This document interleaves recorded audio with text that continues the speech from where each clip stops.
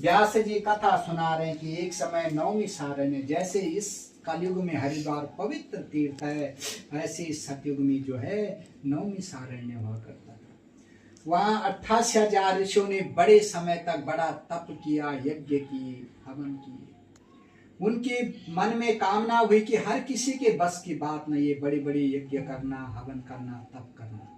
तो कोई ऐसा छोटा उपाय हो जिससे मनुष्य थोड़ा करे और उसको अधिक फल की प्राप्ति मिल सके, उसकी मनोकामना पूर्ण हो सके। ऐसा मन में सोच करके सूत जी के पास गए, जो शास्त्रों के बहुत बड़े ज्ञाता थे। उनको आदर के साथ नमस्कार करके विनय के साथ पूछा कि हे सूत जी, कोई ऐसा उपाय बताइए जिससे मनुष्य थोड़ा करे और उसको अधिक फल की प्राप्ति हो, क्योंकि हर किसी के बस की बात नहीं है बड़ी बड़ी यज्ञ करना, तप करना। ऋषियों की ऐसी वाणी सुनकर के सूत जी कहने लगे कि ऐसा ही प्रश्न एक बार जो है नारद मुनि जी जो है विष्णु भगवान से पूछा था।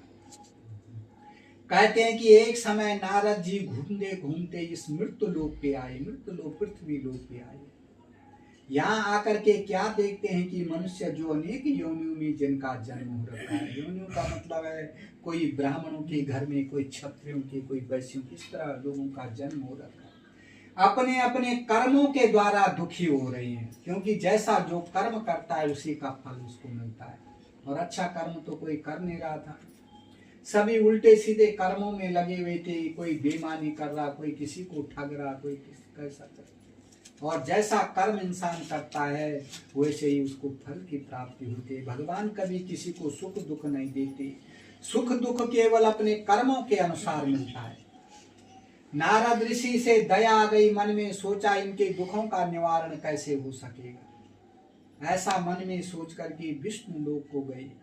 वहाँ 4 भुजाओं वाले देवों के ईश नारायण, जिनके हाथों में शंख चक्र गदा तथा पद्म माला पहने हुए थे, देख कर भगवान की स्तुति करने लगे। हे भगवान, आप अत्यंत शक्ति से संपन्न हैं, मन तथा वाणी भी आपको नहीं पा सकती। आपका आदि मध्य अंत कुछ भी नहीं है। निर्गुण होते हुए भी भक्तों के कष्टों को दूर करने वाले हो, आपको मेरा बारंबार नमस्कार है।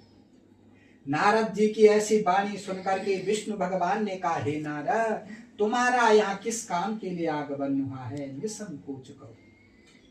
नारद मुनि कहने लगे, हे भगवान, यदि आप मुझ पर प्रसन्न हैं तो बताइए कि मनुष्य लोक में, पृथ्वी लोक में जो अनेक योनियों में जिनका जन्म हुआ है, अपने कर्मों के द्वारा दुखी हो रहे हैं। हे प्रभु, कोई ऐसा उपाय बताइए